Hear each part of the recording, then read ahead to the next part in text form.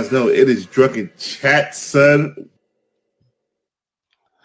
Welcome once again, everybody. I'm your host, Chetton Degrees of Cornbread on It's Drunken Chat Son, hosted by the Comic Crusaders Network. Thank you for stopping by and invite. We are doing this quite early because, look, I'm tired, and maybe the guys will be around later on. Maybe we'll do a secondary show later on so we can just get together and we can chat about a lot of stuff that's been happening within the last couple of weeks. But I wanted to just get this off so we don't have to do another 4 to 5 hour show and getting rushed. I want us to be able to take time and take about the stuff that actually freaking matters. But here we are once again, and I just wanted to make sure that we get into some of this other cold stuff, which we could talk about later. But um, you guys know I've been talking about companies like IDW for a while. They dropped actually down to like 15 cents at one point. They were kind of fluctuating between 15 cents and 50 cents. I think at one point this year they actually went up to $1 or something like that. It's crazy. But uh they just went up to $70 only because they did a reverse stock split. Um, so if you had 100, you were going to get $70 for it.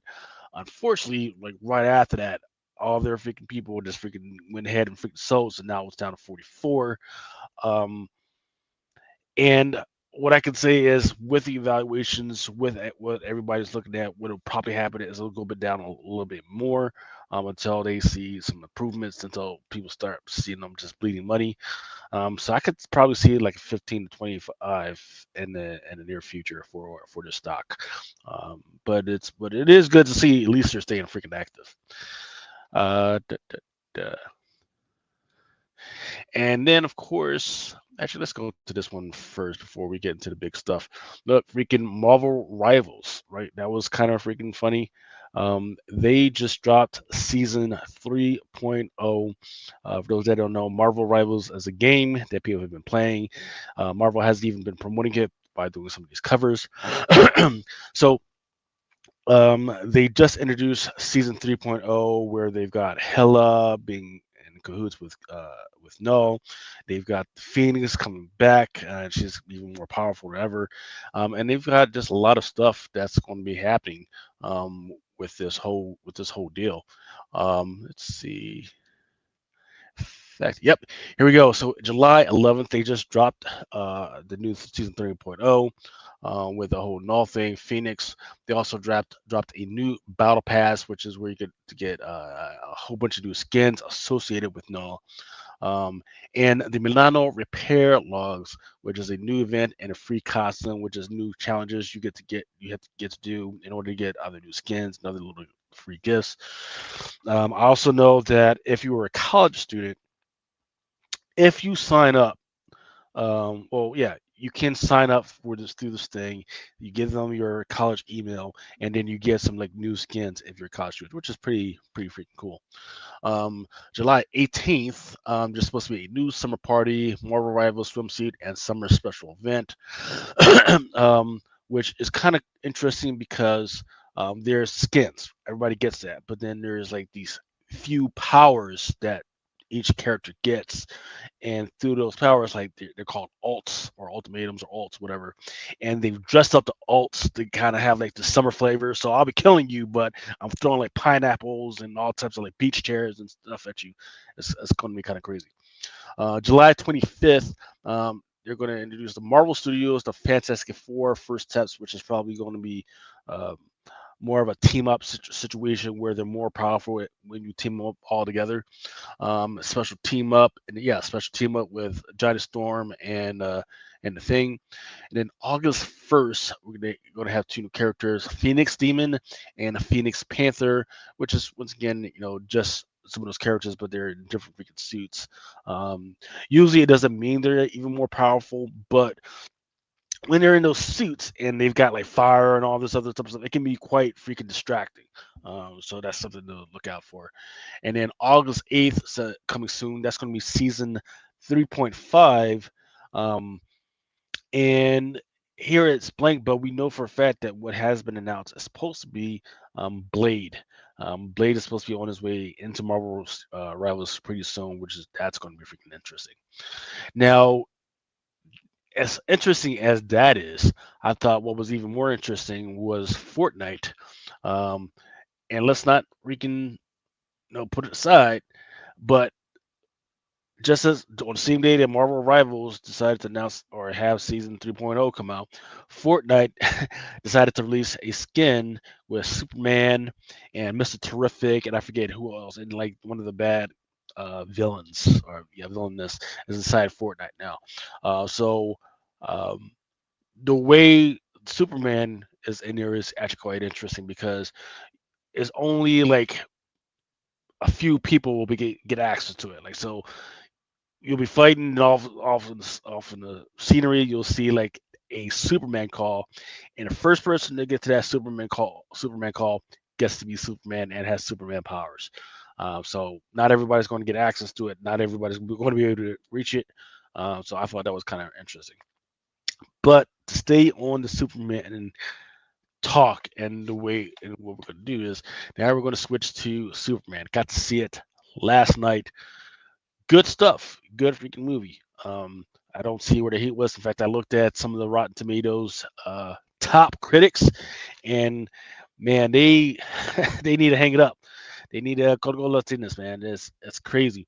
So right now it's 82% on thermometer, and then a 94% popcorn meter.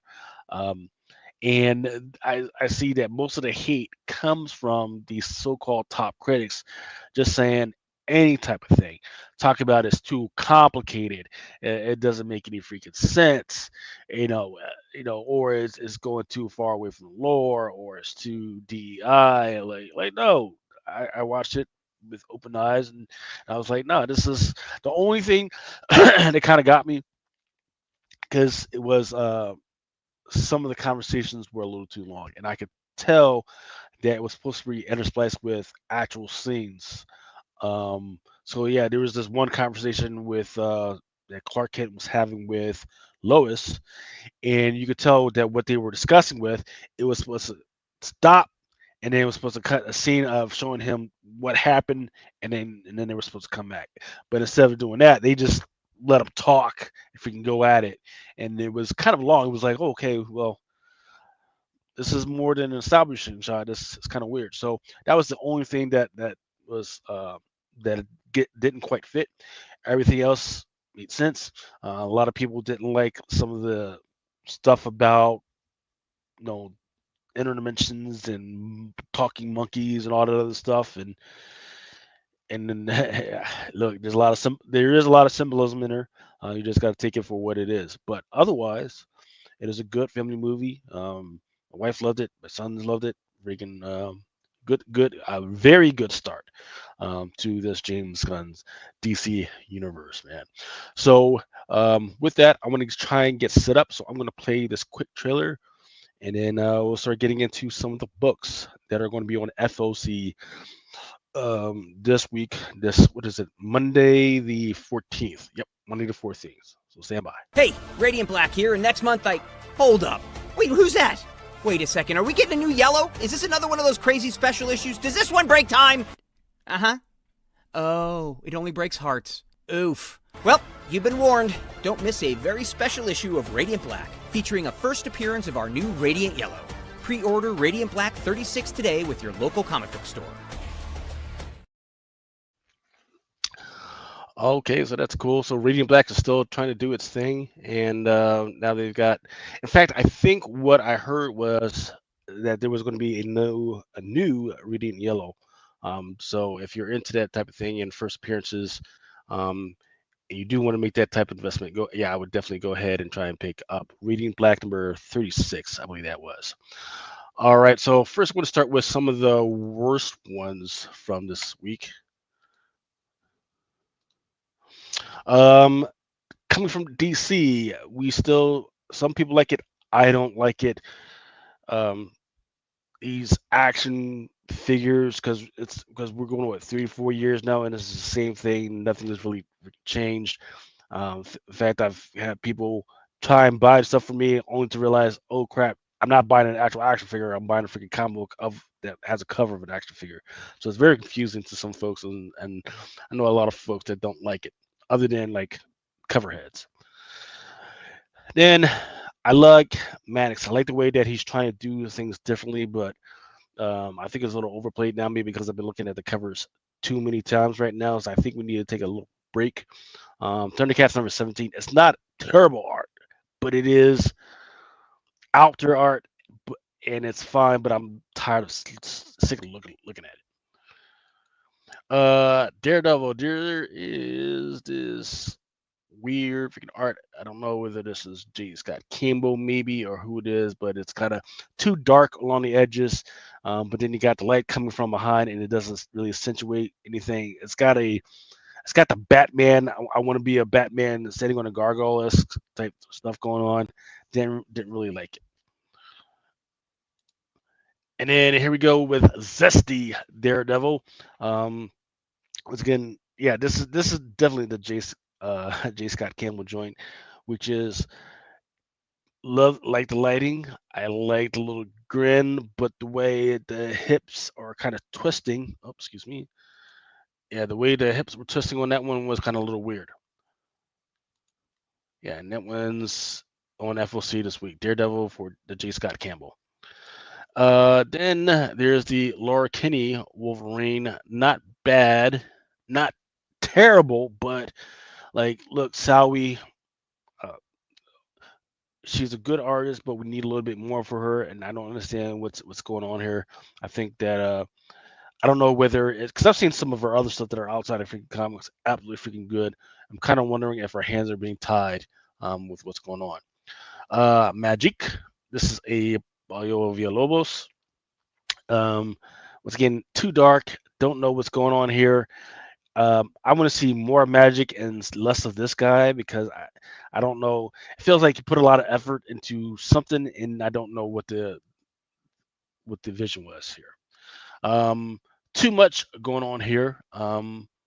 Each one of these individually would be amazing. In fact, there's even a crazy one where it looks like there's Magic and she's in the Captain Marvel outfit. That would be absolutely freaking fantastic. But all of them all together, just too much going on for me. I'm tired of these Marvel Treasury editions, the Fantastic Four, these Pavarotis, Marvel 100s. Um, I'm sick of these. Like, okay, this is great. Maybe 50 years ago, that one time, and then they keep going back to the well, and when we don't need to. Spider-Man and Wolverine. This is a Carrie Andrews. Um, she's got her own unique style, and it's great. It's actually good. It's just some things going on with the face here. That's messing up with the muscles. She's once again fantastic artist. Just kind of off-putting to me here. And then Jeff Brown trying to go for the Scotty Young, but he's doing something that actually literally looks like like a 10-year-old freaking drew it. Once again, and this is not it's bad art necessarily. It's just that it's played out because too many artists are going for this freaking look. This one is just terrible. Event Horizon 1, The Dark Descent. Don't know what's supposed to be going on here. Don't know what I'm looking at that I'm supposed to be enticed and hyped to freaking read this book. Um, Same again here. Don't know. This is supposed to be about space demons trying to mess up with a spaceship. Not quite sure. Green Lantern number 5. Looks like what happens when I pour too much soap down my bathtub and it's kind of slowly slinking into the little hole. I don't know. I don't know what's going on here. And then another action figure variant, Harley Quinn. Let's see, is this our Harley Quinn issue number 1? Yep, Harley Quinn issue number 1. It's supposed to be $5.99 for this one. This one is Batman Harley Quinn. This one was a Alex Ross, right? And there's a foil for it. We've already done this. Literally 2 years ago, they already did this. They did the same exact art, and they did a foil. and I think they actually did one also for one of the Comic Cons, and then here they go again. Too much too soon again. I can even understand if like the original was going for like a few $1,000s. It's not. It's not. I think I got mine maybe like a year ago for like $100. So, Cheetah and Cheshire robbed the Justice League. You could tell that the artist that did this is absolutely freaking fantastic, but the vision on this one, I find myself trying to peek behind what's going on in the shield to look at the actual art, and the individual art freaking looks great. It's just too much covered up for me right now. And then another facsimile. This is the Jock Batman Detective Comics number 880. Um, this one's going for $6.99. There's a regular, and then there's a foil version of this one. Guess what? Guess whether or not they already did this one. Yep, they absolutely did. They already did this one. Don't know. Once again, I do like this book. It's been an okay read so far. Don't Run with Scissors. This is going to be issue number 3, $5.99, and don't know what this avant-garde art is trying to tell me, but it doesn't look like it wants me to read it. DC's all in with JSA, issue number 10, Jorge Core. They took a lot of time to put details in it, and not sure what we're going for. I'm not sure if it's going for wraparound or what, but it just doesn't appeal to me. Poison Ivy, issue number 35. I see the vision. I see the vision. The artist is good. The artist is very good, except for I'm wondering if it's the model, maybe, or maybe it's the angle that they were doing the model from. But you got my girl Poison Ivy looking a little buttered up, like she just came from Thanksgiving dinner, like with the giblets and everything. So I'm thinking maybe it's like the angle that he was drawing the model from, because I think that's why a lot of ladies try and like do the camera from like up top, so it doesn't show that. That's the only thing I can think of. But I see the vision. Tired and Trite is the Black Ritual book of NYX. Issue number 4 got the title character hanging from a cross. And that's not the last one that we'll see this week. And I think, that might be the last one for the just absolutely freaking terrible. Let's see. Now let's get to the ugly. Once again, we're doing the good, the bad, and the ugly. And the bad is just terrible stuff. The ugly is not terrible at all. It just may be frightening, scared, or scary. Let's see. Here we go. All right, first up is the Toxic Avengers. Forget who drew this, but it looks kind of crazy. It looks terrible. Then there's this Godzilla versus DC, Ricardo Federici. Great freaking art. I would love a statue of this one, actually. Great freaking angle for Harley. You know, above my dude Shark. Like it. This one looks like it's another horror joint, but by a distillery, the city beneath her feet. And then the Ultimate number 15, Krill going against maybe like a Hulk monster or something like that. Looks kind of crazy. Eddie Brock Carnage, issue number 7. Yeah. Don't know what's going on here, and I hope that's not a Carnage baby. Definitely fighting here again with issue number 7. Eddie Brock Carnage. Got Carnage coming out of Eddie Brock's mouth. Looks like Marvel maybe taking off the cuffs on some of these guys, letting them go kind of crazy. Yeah, this one too. And then Fantastic Four looks like an old, kind of reminds me of like some of the old retro stuff, right? Like taking it back in the day. Let's see. And then Fantastic Four issue number 2, the Marvel Studios variant.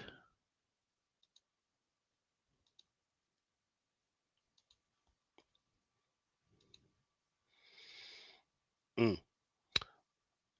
It looks like a bring on the bad guys. Ricky Lee Bermejo for it makes the Spider-Man.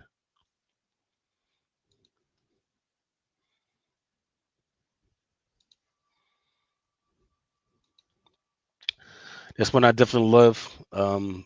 Very terrifying because I talk shit about how, but you got a dude with a red skull and a knife coming at you. That could be absolutely fucking terrifying. Okay. Actually, I didn't even notice that I had comments. Didn't even know I had people in here. Once again, thank you guys for stopping by.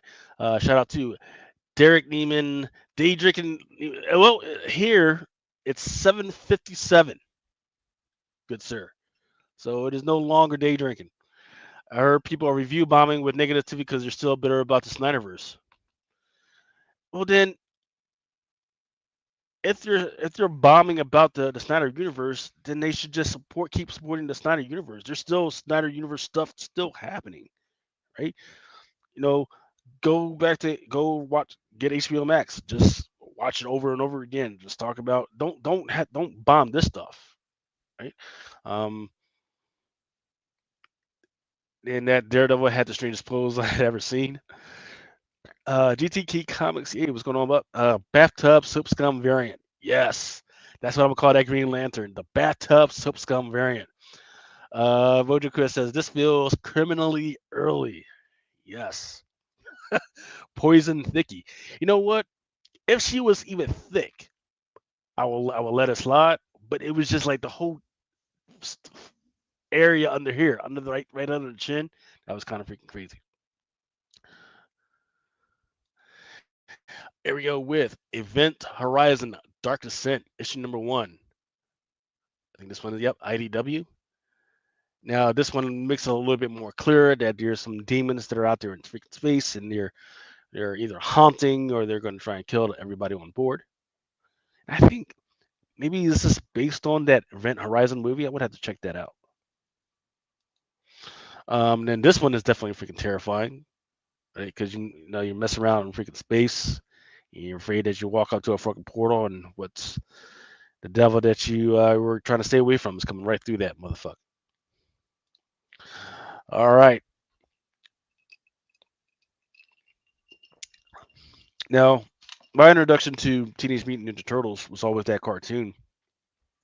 And then later on, find out, oh, yeah, this has been around, and the original was actually quite gory and crazy and quite violent. This one, this cover right here, Teenage Mutant Ninja Turtle Journeys, issue number 1. This one's going to be written by Peter Lark. This one reminds me of that history. Definitely. Right? Because I've seen a lot of Teenage Mutant Ninja Turtle covers that try to get dark. This one definitely pulls it off. And then Cruel Universe. Once again, going back to space, right? And then what we can find out in space. It turns out that on this particular cover, there was a dinosaur that was in space, or they found a fossil.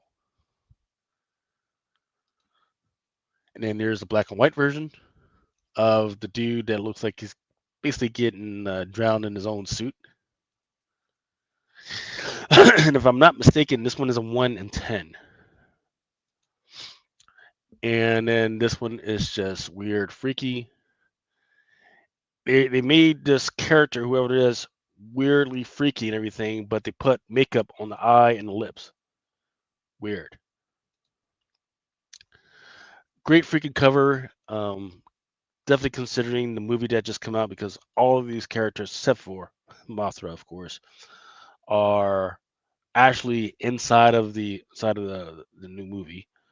So definitely freaking great call out for this. This one's called Justice League: the Godzilla versus Kong issue number 3, Monsterverse.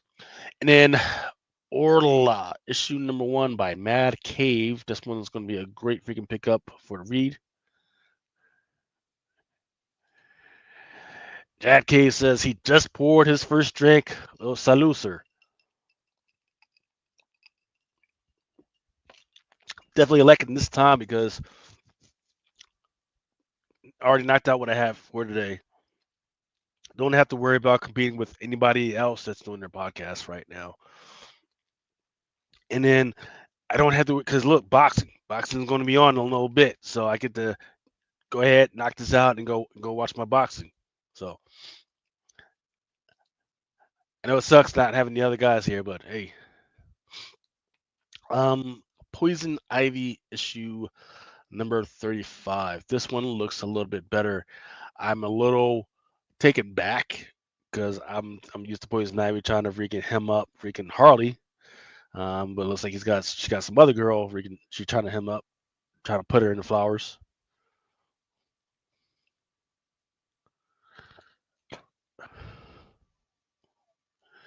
This one right here. This one is cover D. This one is a 1 in 25, a Che Ruby cardstock variant. This one looks good, and it kind of reminds me. So I'll take you back to this crazy show I used to watch back in the day, and it used to be on HBO. And it would just tell like rare anthology horror stories, right? And in this one horror anthology story, there was this farmer, and a comet freaking comes down and fucking hits right on his farm in the middle of the night. He picks up the fucking rock, and instead of calling the police or the cops, he decides to try and open up this comet himself. He opens it up and he starts touching it, right? And when he touches it, just like all this little green thing that's on his fucking finger. And then through the whole rest of the day, the fucking green stuff is like growing along his whole freaking hand and freaking growing all over until freaking covers some up. That little finger pointing at me. That's what it reminds me of. There it even says, yes, that's a great one. He says, I want you for my rose garden. That's a Jessica Fong, by the way. Man, Jessica Fong has been doing some good art. I just don't know what we need from her to have her do. Because she's been turning in some good work. I think maybe what's been happening is that when she puts in her stuff, other artists have been putting their good stuff in, so her stuff just kind of gets lost in the mix. I think she needs to have just that one good week where it's just her by herself, and then she freaking turns in some good work. All right, staying on Poison Ivy issue number 35. This one is a cover E, 150 by Edgecurry Virgin Cardstock. And this one is interesting because I forget who it was. Derek, was it Derek or somebody was talking about? No, it was Mojo. Mojo talking about Poison Thicky, and this one she's kind of thick down there, but in the face, not thick at all. Like looking good. Chad Cave says, "I want you for my bush." Yep, I want you for the bush, and it's kind of weird with that because this what is it? What do they call it? Venus flytraps or something like that. But usually the Venus flytrap is like this, but instead it's like this, like a you know what, inviting you to come in. So I'll let you guys figure out what I'm trying to get at. Looks like a picture of a figure. Damn. Moving on. Red Sonja versus the Army of Darkness, issue number 4, the Bjorn Barons. And then this one is quite scary. I like this. This one is cover C by Tom Rainey. And of course, there's like 50 other variants of this cover.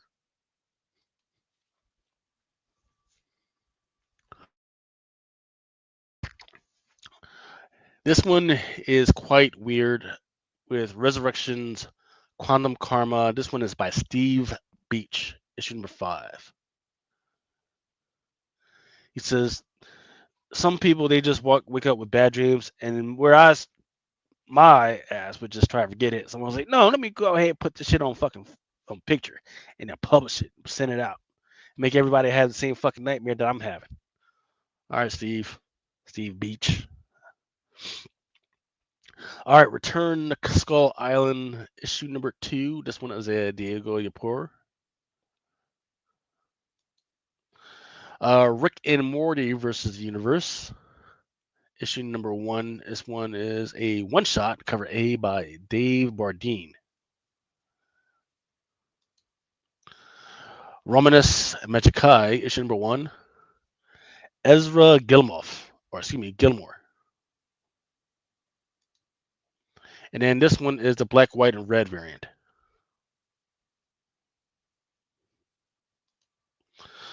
Spawn, Black Ritual, the Book of NYX, number 4. This one is covered B by Brett Booth.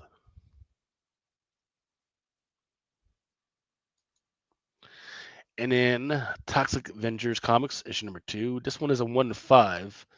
This one is a photo unlockable. Terrifying.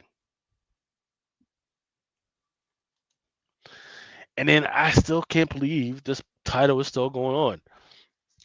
World Tree, issue number 16, cover C. 1-10, Chloe Brailsford.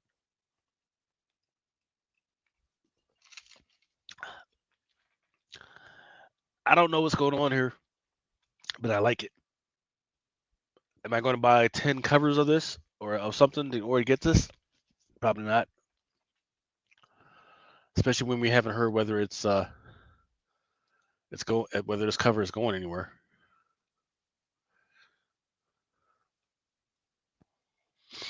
All right, I think that's last of the ugly. Let's find some of the good ones.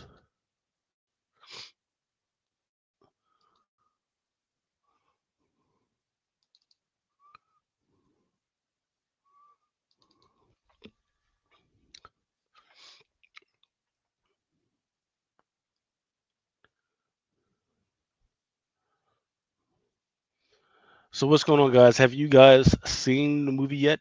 And if you have, what did you guys think so far?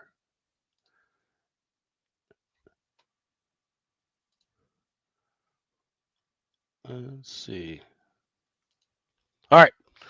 Starting with some of the actual good ones. Buck Naked on the freaking World Tree cover, issue number 16. Looks like a counting of a David Mack cover. And then this one looks like one of those negative variant covers.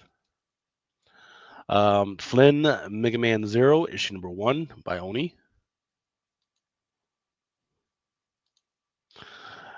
More Orla, issue number 1, Matt Cave. Looks like it's telling us that it's about a boy, a girl, and her hungry monster. Tales of the Shadow Man. Valiant still sticking around.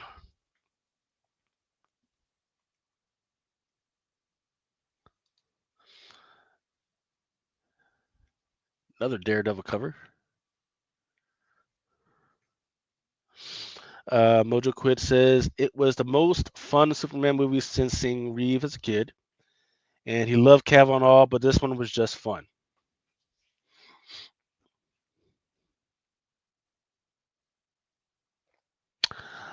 I think I agree with you, man. Here's what was most interesting, right? So in the Shazam movie, right? They had the Hawkman, and the suit just wasn't right. It just was off. And they understood the assignment. They had understood, hey, we can't just keep throwing the big three. Let's get some of these smaller characters in here and just do some stuff. In the Shazam movie, that last Shazam movie, Was it Shazam? I wasn't Shazam. Black Adam. It was the Black Adam movie. They absolutely freaking failed. This one, they said, okay, let's throw some of these smaller characters in here, but let's actually make them look good. And if they look bad, let's make sure that the personality matches, the way they freaking look. Hawk Girl suit, not absolutely freaking refined, but good enough. Mr. Terrific, I have been absolutely balling on it. Just saying, oh my god, from all the photos, he looks absolutely freaking terrible. But movie magic, they went really close on him, right? Instead of making him look like a toothpick, because the actual actor is a toothpick, they went really close on him, and they made him actually look good, right? They made sure those close-ups were really freaking great, right? And they only did the close-ups when he when they wanted to portray his awkwardness. Freaking good stuff.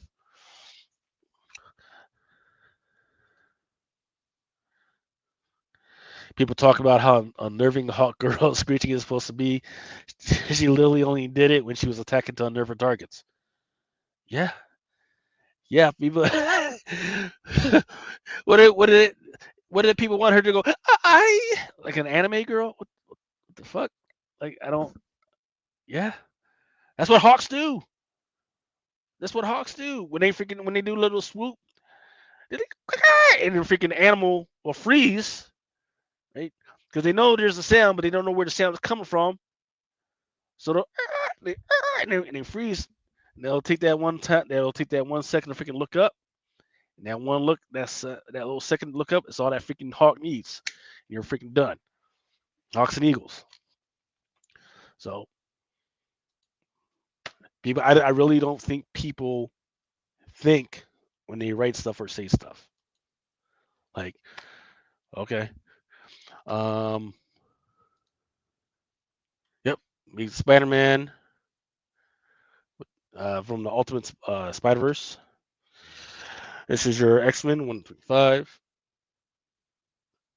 Let's see, just make sure I'm doing the right one.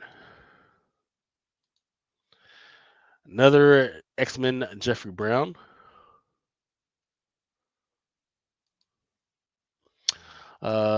This one is going to be the Spider-Man the Slivet Anderson. This one is going to be a second print, 1 to 25, if I'm not mistaken.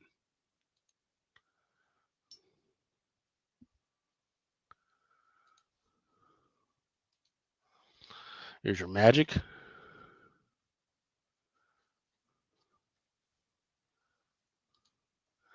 Fantastic Four, Scotty Young.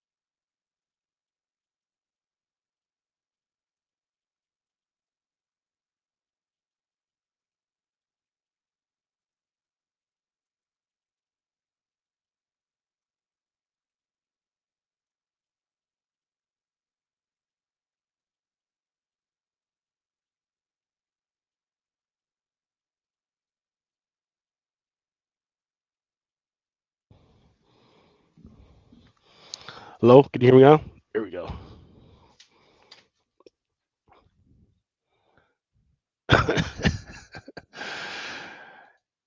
Chad K is saying giving out knowledge to lip readers only. Sorry about that.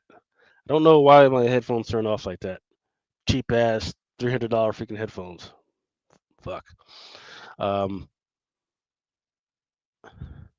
Spider-Man and Wolverine Stonehouse variant.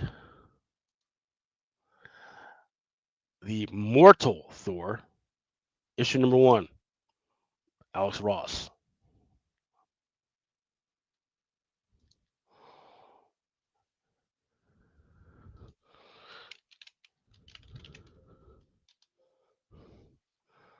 Hmm.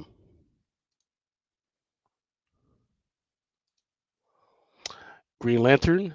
Oh, excuse me. Absolute Green Lantern, issue number 5. This one is a 1 of 50 by Juliet Ineka. Then back to Absolute Superman number 10. This one is a Gerald Perel. Chad Cave says that he has $60 earbuds that are magical. Yeah, man. I mean, usually you usually only have to make sure that they are very comfortable. That's it, right? Unless you're doing as much podcasting as I am, and you need, for me, because I need to worry about the battery, I need to worry about like how much stuff I can connect to, right? Like I gotta make sure it connects to my laptop and then um, my studio equipment and then my projector and then all this other stuff. And then also sometimes when I'm doing these 5-hour podcasts and I need to go to the bathroom, right? And I take that break and I want to be able to still be able to engage. I just take my headphones up with me and I'm still listening as I'm going through the rest of the house and doing whatever. Derek Neiman says, what if the artist's name was Par L? Porel. Parel or Porel? Porel is kind of would be interesting. Porel in Spanish and Latin would be for him. Chat Cave says Tree Labs. Batgirl issue number 10. It reminds me of something. I'm just not sure which cover it's a homage to. But Batgirl number 10, David Talaski. God damn it! You know what it reminds me of? It reminds me of I think it was a Cho Black Panther cover that this reminds me of. I think that's what it is. Hey, shout out to Mr. I Tried. What's going on? Batman number 1, there's a blind as a bat blind bag variant. Not quite sure what's supposed to be in there yet. Entanglement, one shot by AWA. Once again, you got to keep an eye out on these because AWA has claimed that they are putting together a TV series and movies. So we haven't seen anything yet. I'm keeping an eye on these to read. First Americans, issue number 3. This one is by Tad Galusha. Fortress number 1. G.I. Joe, Real American Hero number 319. This one is an Andy Kubert.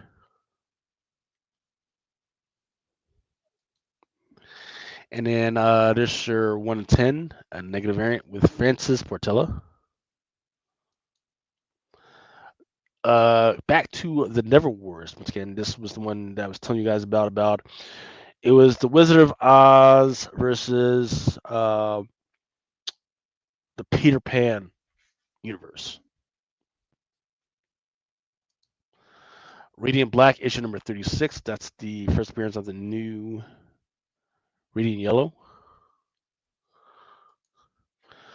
Sisterhood and Hyde Street story number 2. I have been loving these Hyde Streets stories.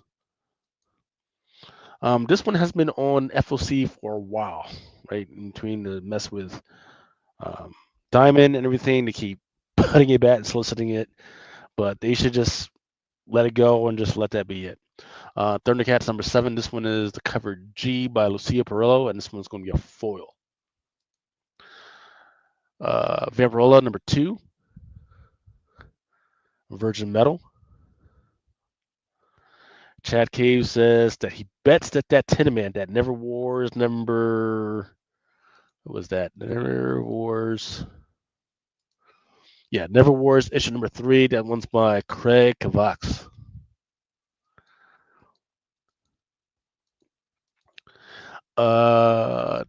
Vaporilla issue number 4. Lucia Perillo. And this one is a Greg Land tentacle cover of the week.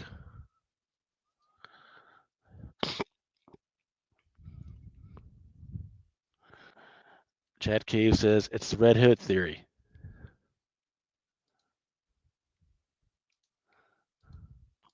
And it looks like that is the last of the stuff that's just kind of good. So let me see.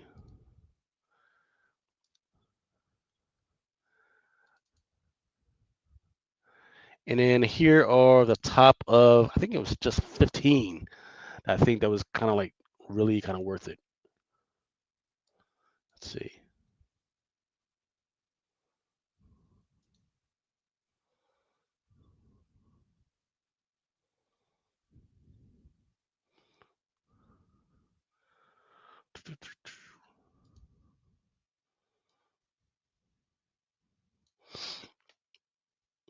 Where we at? All right. And Chad Cave, I'm not sure what the Red Hood theory is.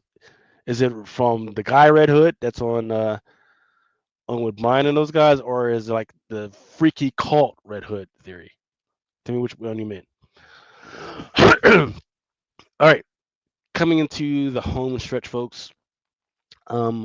All new Venom. This one's J. Scott Campbell, but this is not the name of the cover, not the name of the book. I forget what the name of the book is, but it is part of the Just Spectacular collection, and it is on FOC this week.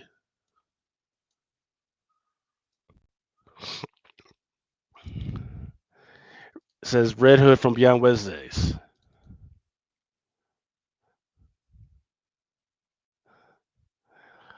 Ultimates issue number 15. Lee and Hook.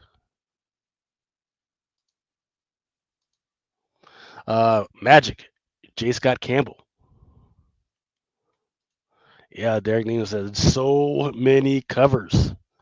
He must be trying to get a new house, or he must be trying to get one of those new Teslas. I don't know what's going on. But he's trying to save up for something. The only problem is that some of these covers just look some of his old stuff.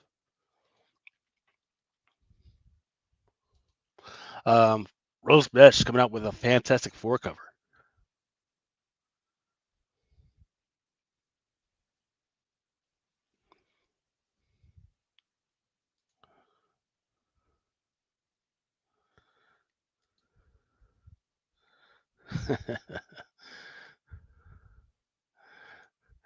A Marvel Rivals cover for Fantastic Four. Looks great. Maybe it's a wraparound, or it might be a connecting cover. That's what I'm thinking. Another great freaking Magic cover, but this one is Giant Size X-Men issue number 2.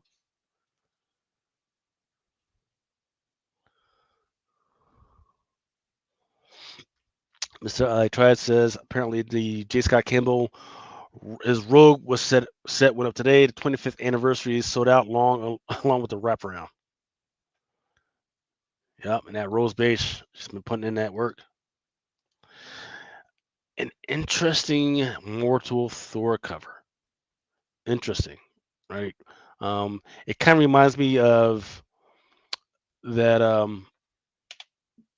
What was it? It was that Amazing Spider-Man cover, issue number 15, where it was just like a black cover, and then it was like a white web type deal.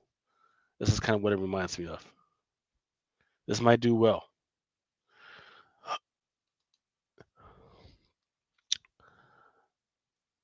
Yep, the Gleason. Yep. Batgirl issue number 10, cover B, Tran and Gwen cardstock.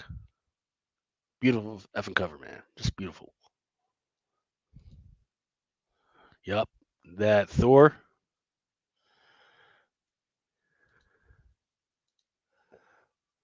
see. And Birds of Prey issue number 24. And this one is the Annie Wu. Not bad at all. It's kind of going against the grain over some of her other covers, but I definitely like it. Yep, Thor made of lightning and it's foil. Yep. Woo. Yeah, I'll give you time to look at this one.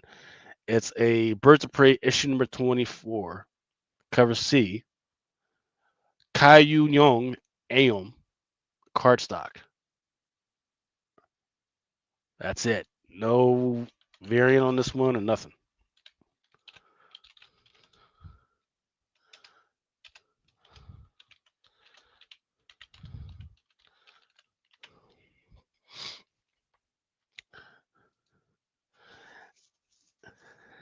Jack Cave says he's spending so much money lately. He needs to start selling.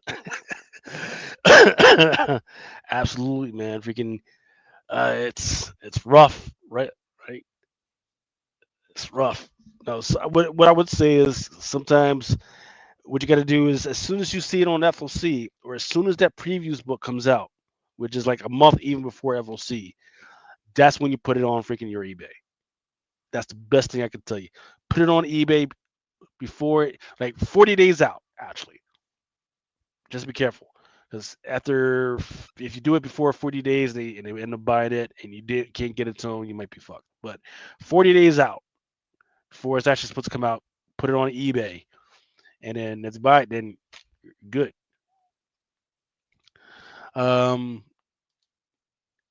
Cheetah and the Cheshire Rob, the Justice League, number 1. This one is a Leslie Laree. Leslie Larixie Lee, excuse me. And then this one is a Gerald Pearl foil. Yep.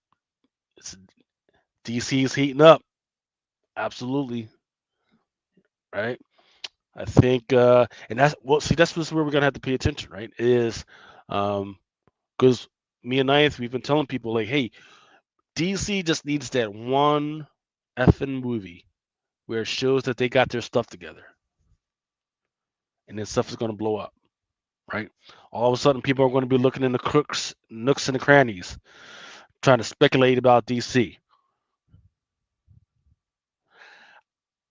The question is, was this Superman movie it? I think it's good enough, right? James Gunn has got the history, right? He's got the pedigree. He knows how to freaking do this thing. I would say then absolutely. And instead of going for like the big 4 or 5 that everybody knows, let's start looking at some of these smaller characters, right? Follow the James Gunn formula. He's actually I already put out a whole bunch of stuff on his X of the stuff that he's looking at, right? Pre-sellers are killing the flip game.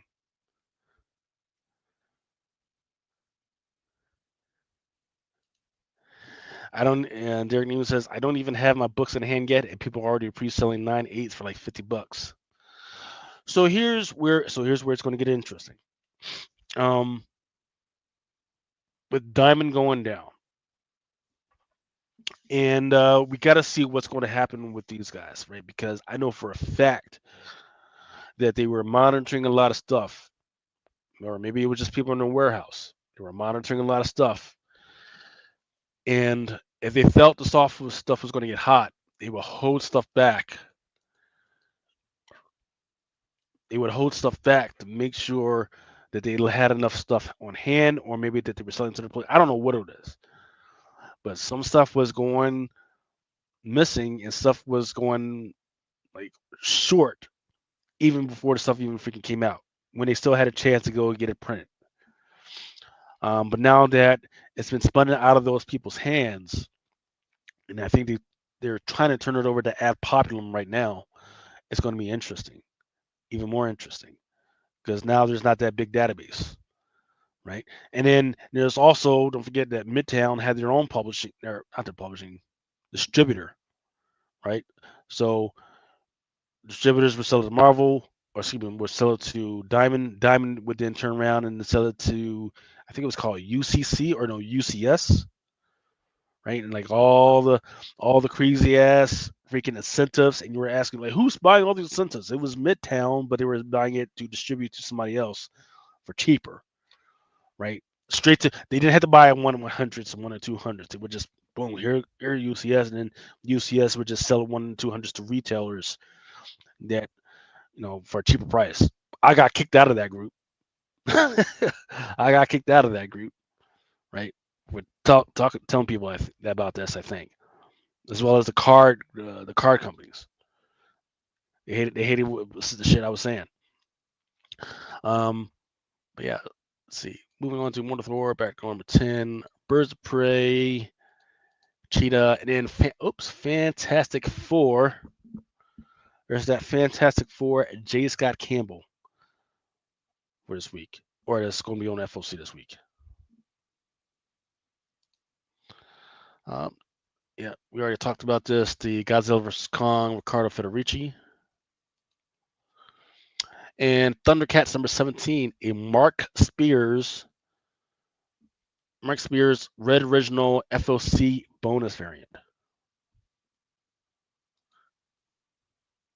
And I believe that's it. That's all I have for FOC this week, guys. In fact, I think I'm going to end it here. We've already done an hour. If you guys want to come on and do another show later on tonight, I'll let you guys know, and we'll freaking hop on and we'll get on and bullshit. Probably, maybe we'll have to try and do it after the top 10 or whoever's doing whatever. But for right now, I'm happy to just get on. Freaking thank you guys. You guys came in and freaking did the thing, kept me in it with the freaking chat. Absolutely freaking fantastic chat. But yeah, freaking good stuff. Once again, if you guys need any of the coverage that you saw this week, just freaking hit me up and I'll do my best to freaking get you the good price. And then we'll, or don't forget, my Instagram is Chitlins Greens of Cornbread. You can freaking hit me up there. Also, don't forget Comic Crusaders. We got the Facebook, Instagram. Freaking hit us up on there, and we'll just freaking keep it popping, man. And if I missed anything that you think I should let people know about, freaking absolutely freaking let me know, and we'll keep the folks informed. But other than that, love you guys. Freaking stay safe and keep it popping.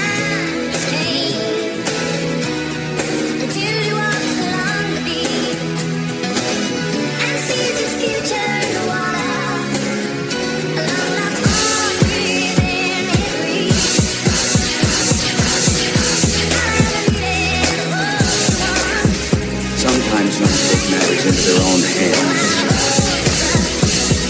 You want answers? I think I'm entitled. You want the truth? You can't handle the truth. As you guys know, it is Drunken Chat, son.